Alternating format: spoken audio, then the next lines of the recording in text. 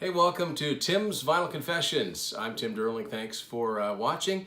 This episode is a Rush episode, you may have guessed, and we're also filming this at Matt's place. And it's about Rush, but it's not necessarily about music, although it has to be, right, a little bit. We're actually talking about books this time, and get a little literate on here sometimes.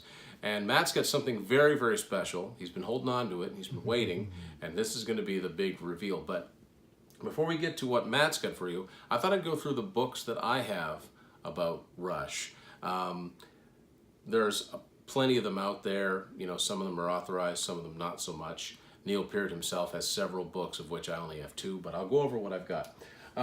Back in 2002, it was early days for, it wasn't necessarily early days for internet, but Rush were just starting to reemerge after a 6-year absence with Vapor Trail's album. Right around the same time that came out, I found this book at Chapters. And this is not an authorized book. This was written by a guy named Robert Telleria, and it's called Rush Tribute Merely Players. And one of the, this book has come under a little bit of controversy, most notably the fact that they spell merely wrong. They spell it L-E-Y, and how that got past the powers that be, that somebody checking that, I don't know. But this is a fairly handy book. It was a fairly handy book for somebody like me at the time. Didn't have internet, didn't have instant access to everything. And this is just, it basically goes through their career year by year, mixed with quotes from band members or people that were associated with the group from the area. And it cites all kinds of different magazine articles and television appearances. In the middle of it, there's a section with some rare vinyl, rare, parts of their career. So basically, it goes through each album with quotes from the band, some current, some of its time, and then at the end, it goes through a list of their awards, goes through a list of their tour dates. There are some color pictures in here. The tour dates was particularly interesting. It shows the set list from each tour, and it's interesting seeing where they played close to my area back when I was a little kid. Like, we're filming this in Fredericton. In the 2112 tour, they played the Aitken Center. Oh, wow. Yeah, that would be something that you don't see very often. So, yeah, I mean, this is all available on the internet, but it was nice to have all in one spot. The next thing I've got is an authorized book, officially authorized book, one of the many Martin Popoff books that are out there. This one was actually written to coincide with that tour there, the R30 tour, which was their 30th anniversary tour in 2004, which Matt and I actually witnessed in Toronto. So they were selling this book. We attended part of RushCon 3. I didn't get it then. I got it a few years later. But this is Contents Under Pressure, 30 Years of Rush at Home and Away. As you can see, this is a fairly slim book, but it's a really cool book. I learned some things from this book that I didn't know before. It basically talks about each segment of their career, album by album. There's a lot of photos here I've never seen before. Some interesting stories, just a lot of cool stuff in this book. And in typical Martin Popoff fashion, it's very detail-oriented, yet it's not that long a book. And this, of course, finishes up as that tour was beginning to start off. So, yeah, that was a memento of the R30 tour. Neil Peart is the most prolific writer, I mean, the guy that writes all of Rush's lyrics, and he started writing books, I think, in the late 80s. I don't have all of them. This one here, probably his most personal. This is Ghost Rider, Travels on the Healing Road. He wrote this in the wake of the two tragedies, losing his daughter and then his wife within a year of each other. This chronicles his motorcycle trip across North America into Mexico. It's very sad in places, it's fascinating in others, and it really gives you a look inside. It really opens up one of the, more reclusive, shy people in the music business. He has this reputation for being not approachable. The truth of the matter is he's very socially anxious, and he even said he picked the wrong profession for it. Fascinating read. It ends on a good note, him coming around again and meeting the woman who would become his second wife, and it's just a great read. I'd recommend this. And the nice thing about this, he writes this that if you're a Rush fan, you'll like it. If you're not a Rush fan and you just appreciate a good read, this is a really good book. I don't know if this is the very next one he put out, but it's the next one I have. Again, going back to that R30 tour. This is, well, you see it right there, the road sign, R30 Road Show, Landscape with Drums. This is his bike tour slash the R30 tour, and the ins and outs with the road crew and dealing with the day-to-day things and delays and playing in Europe, which they did on this tour for the first time in a long time. It's a good read as well. This one is more, if you're not a Rush fan, this might be a hard one to get into because it's very centered on the life of a touring musician and Rush specifically. But a good read, and he's got a lot more books that I really want to get at some point. The other book I've got to show you came out in 2005. It's not authorized, written by a guy named John Collins. It's called Chemistry. Now this came out after the R30 tour was finished and after the Feedback album. It goes that far ahead. This one is really, really good. There's a lot of history here. It talks about, again, it's the history of the band, but it goes into a lot of detail. And let's see, so it goes through each album, talks about each album.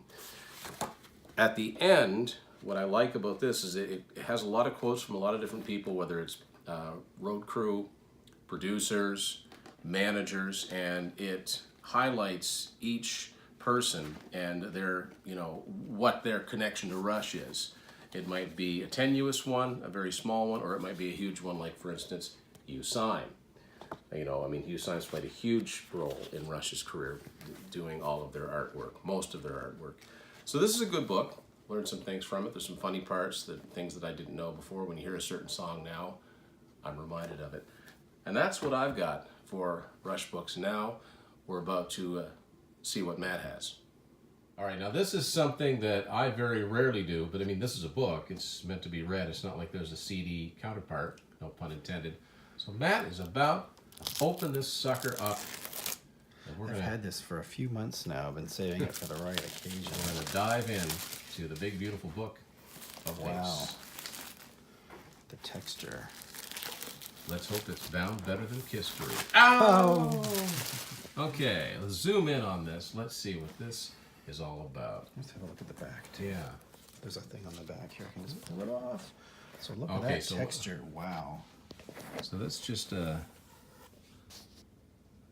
it's a B-B-B-O-B, Big Beautiful Book of Bass. So yeah, it's all textured along here. It's very, very cool. Okay. Let's take a look at this. I'm going to flip it back over and let's have a look at some of these pages. Again, this is really my first time seeing this book. Yeah, it's awesome. Okay. Okay, so basically it's all of his different basses. Yeah. So you've got the Rickenbacker and your Steinways and Fenders and Gretsch and Pegs. So you're even talking about his. So it must be amps here too, yeah.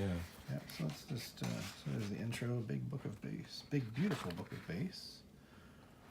So this was Geddy Lee with Richard Sibbald, photographer, Daniel Ritzler.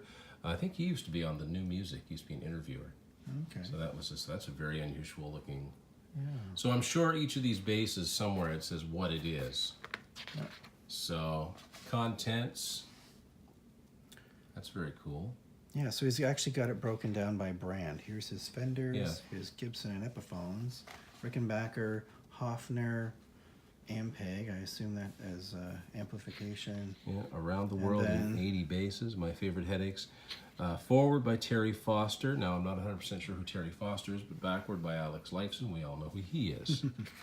So, cool. So here's a Forward by Terry Foster. Yeah, and then Backward by Alex Lifeson. Okay, so this obviously isn't just a picture book. He's put a lot of time into the, wow, okay, so this is all about like the history of the bass itself. Yeah, probably, goes into the history of the, the stand-up bass. And these are some well-worn bass guitars, probably Geddy's from over the years. He, longtime Fender player.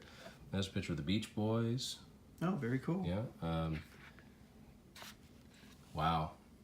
So he's a huge precision bass fan. Yeah. A lot of people associate him with the Rickenbacker bass, like from the 70s, but he switched over to... Yeah, he's used Fender jazz bass and precision basses a lot.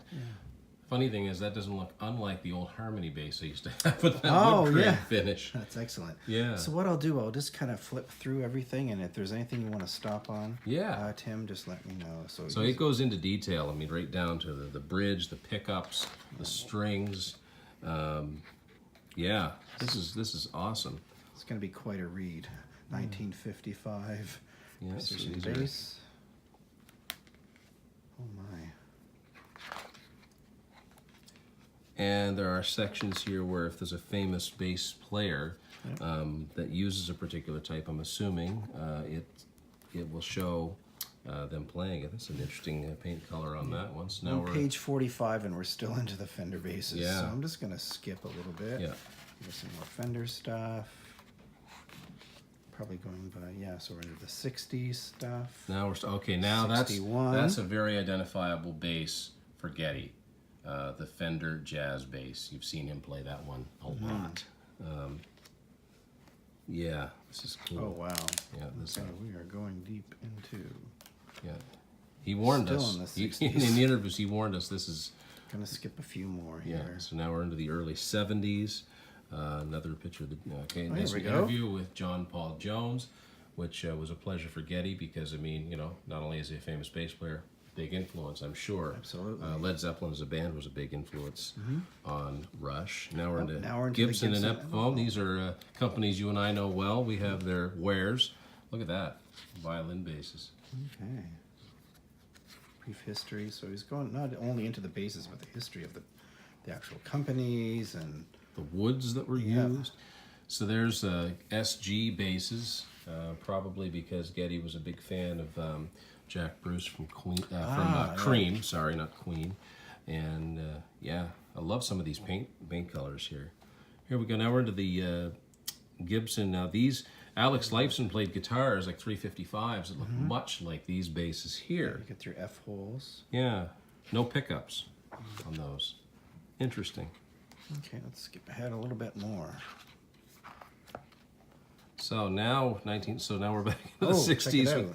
That is a look at that. That's a double. That's a bass on top and guitar on the bottom. And I'm sure the SGs are in here that Getty himself played. Okay, your Thunderbirds. Well, that's Pete Way from UFO was famous for playing Thunderbirds. I have my doubts he's in here, but Nicky Sixx is also well known for playing Thunderbird Right, basses. Yeah. So these are some the earlier take on the Thunderbird shape. Okay, I'm going to skip ahead a bit more Yeah. here. Now we're Now into the we're Rickenbackers. Rickenbackers. Now these are iconic basses for Getty, and Paul McCartney played a Rickenbacker. Yep, that's right. I believe Lemmy played a very distorted Oh, Rickenbacker. So we'll look here. There's some just fascinating stuff here. Well worn. Chris Squire from Yes, another big influence on Getty, would have played Rickenbackers, especially in the early days. Those are Rickenbacker Hollow bodies. hollow bodies, yeah. Okay, let's try. We're in the Hoffner arch Horner, top yeah. bass. These are some really, really unique looking instruments.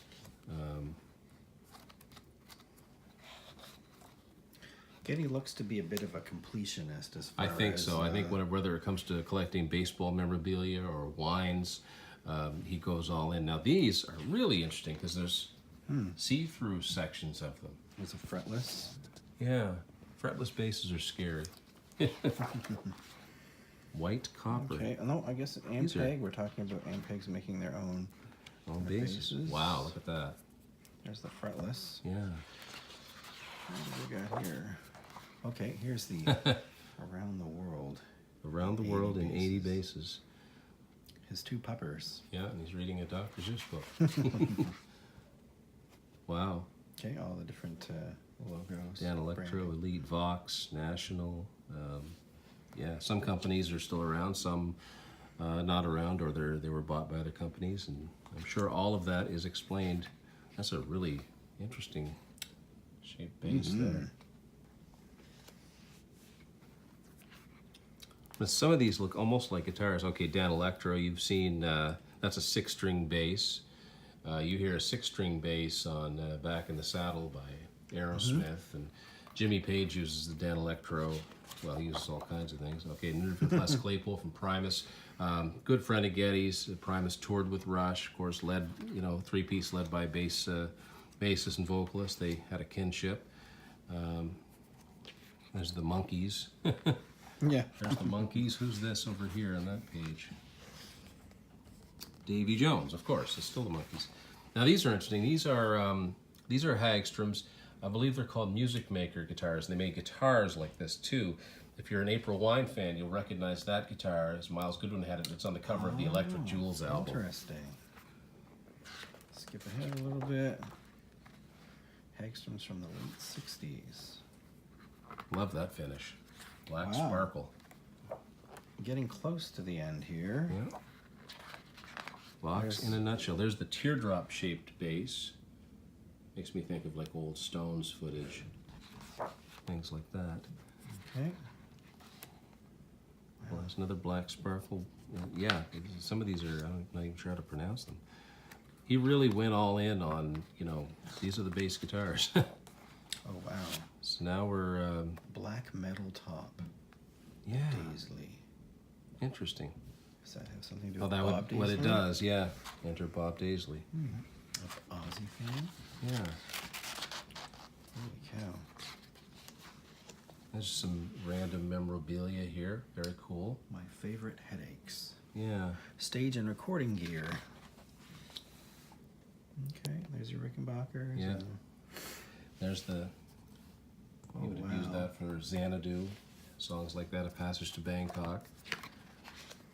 Okay, getting close to the end here, 1973. Yeah. Year I was born. So these are the ones that he himself has used. There's the Jet Glow Wow. double neck guitar. I've always wanted to play one like that. How much that weighs.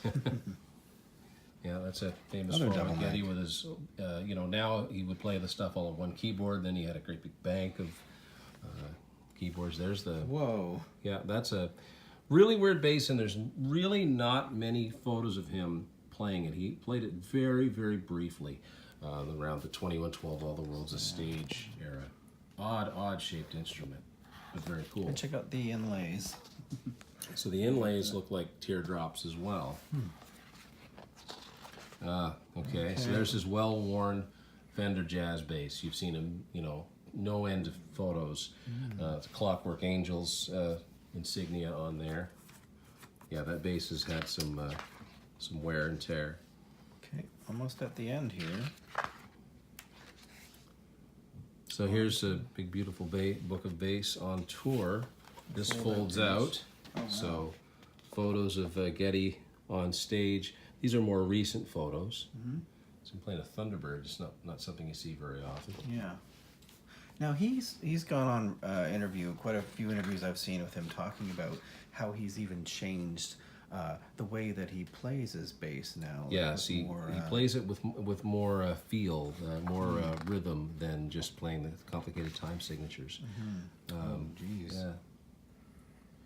Some money's worth of instruments here, and beautifully laid out. Detail on that. Yeah, that's really cool. We're just about at the end. A kaleidoscope of bassy moments.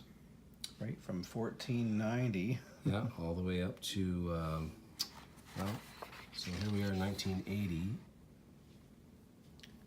Spiders from Mars, Trevor. Oh, wow.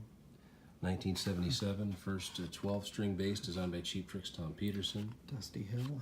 Describes his tone like a rhino farting in a trash can. All right. There we go. Yeah. That's really, really, really, really cool. Any Rush fan would be more than happy to add this to their collection if you haven't already. Or even if you're just a fan of musical instruments. So thanks, Matt, for opening that up. No Ladies and problem. gentlemen, Geddy Lee's Big Beautiful Book of Bass. Thanks for watching this edition of Tim's Vinyl Confessions.